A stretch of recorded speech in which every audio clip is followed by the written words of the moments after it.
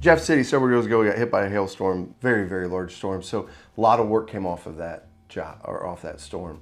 We got a call from a client. They said, "Hey, we've been trying to get this siding put on our home. Right, the siding was damaged from the hailstorm. We've been trying to get it put on." So we go and meet with them, and through that conversation, we discovered that they have contracted with 3 or 4 different siding companies that have given different excuses, and some of them not even taking the time to give an excuse, just quit answering phone calls, quit showing up. And so they're a year and a half after the damage occurred. They still don't have siding on the home.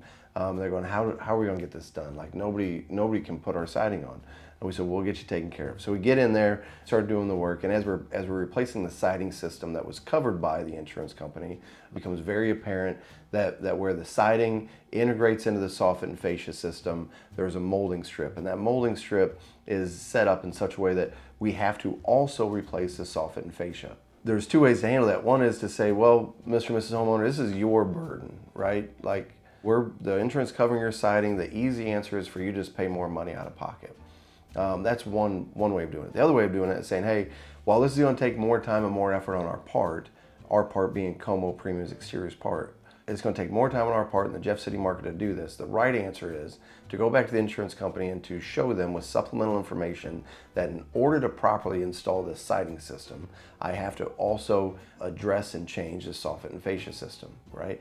And through the written policy, which we have nothing to do with, and the contract between the homeowner and the insurance company, if they are due monies and due an interest in getting that part of the job done, then the insurance is going to cover it. That's ultimately what we did. We went to the insurance company and said, hey, here's all this information.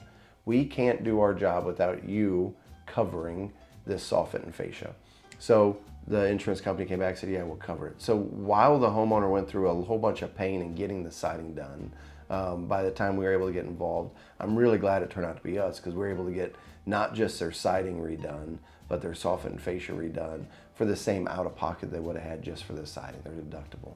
So that was a very rewarding job for us to be part of, very much able to take care of that homeowner. And there was a lot of problems in the market at that time. There were labor problems, there was material problems. To say that job went without a hitch would probably be a fallacy. Like anytime you get into a project like that where you're into it and you go, hey, we're gonna have to hit the pause button and get this next thing solved. Yeah, that happens, but the communication was always there. The homeowner always knew we were coming back. We weren't one of the 3 or 4 other siding companies that said they do the job and then actually never did the job. Once that contract was signed in place, we were there the whole way through and we got the job completed for them. Homeowner was extremely happy, and both from a financial and from a, hey, my home is done and it's done correctly standpoint, homeowner is extremely happy at this point.